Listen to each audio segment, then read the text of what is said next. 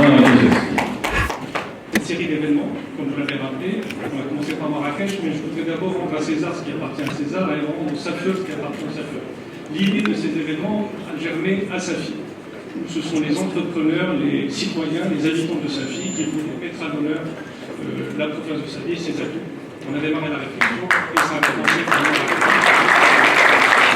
Aujourd'hui, nous sommes réunis dans le Safi Investor Day, l'événement phare de l'investissement et la promotion de Safi. Donc, c'est l'occasion de mettre en avant les atouts de Safi et démarcher des investisseurs potentiels. Donc concrètement, Safi n'a rien à envier aux autres territoires. Elle a beaucoup de potentialités, des richesses naturelles telles que quelques 6 milliards de mètres cubes de réserves de gypse de très bonne qualité en termes de pureté mais également de blancheur. Et justement sur ce créneau-là, il y a beaucoup de potentiel à prospecter, notamment dans la montée de gamme, dans la valorisation de ce matériau et de s'orienter vers des produits de forte valeur ajoutée. Également le pôle d'excellence d'industrie et d'énergie. SFI, on le sait tous, elle produit le 1/4 de l'électricité nationale, mais pas que. C'est une mine de vent qui reste un territoire très prisé par les développeurs éoliens.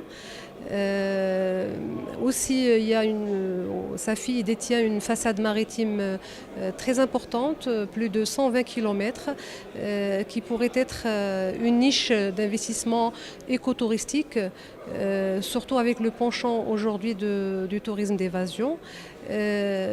Tous les chiffres sont probants, notamment les chiffres en termes d'exportation industrielle relevant de l'industrie de pêche, quelques 27 000 tonnes par an, ce qui constitue 8%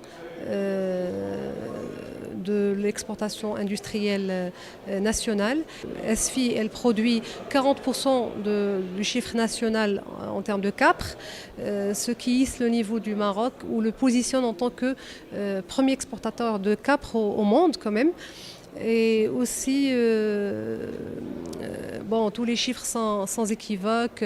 SFI détient un patrimoine matériel imposant et important, mais ce qui fait la démarcation de Safi, c'est surtout son patrimoine immatériel, 10 siècles d'histoire, le savoir-faire ancestral de ces hommes et femmes en céramique et en métier de pêche, mais également la cohabitation exemplaire et parfaite de 3 religions. Ne parler que des atouts et des opportunités. C'est pour ça que la semaine dernière, le 19 mai, nous avons organisé des ateliers et des workshops avec une centaine de participants, des propositions remontées que nous espérons remonter au niveau régional et national. Nous sommes un opérateur international dans le domaine de la transformation digitale et l'innovation dans le domaine du digital. Nous vivons à 80% sur du sujet d'innovation. Nous nous sommes installés à Safi parce que, premièrement, c'était un débit, et deuxièmement, parce que le digital est un domaine qui peut s'installer n'importe où avec un certain nombre de prérequis qui ne sont pas très gourmands en termes de CAPEX ou d'investissement corporel. Parmi les atouts qui ont fait fleurir le groupe, c'est la disponibilité d'une très grande richesse intellectuelle au niveau des jeunes.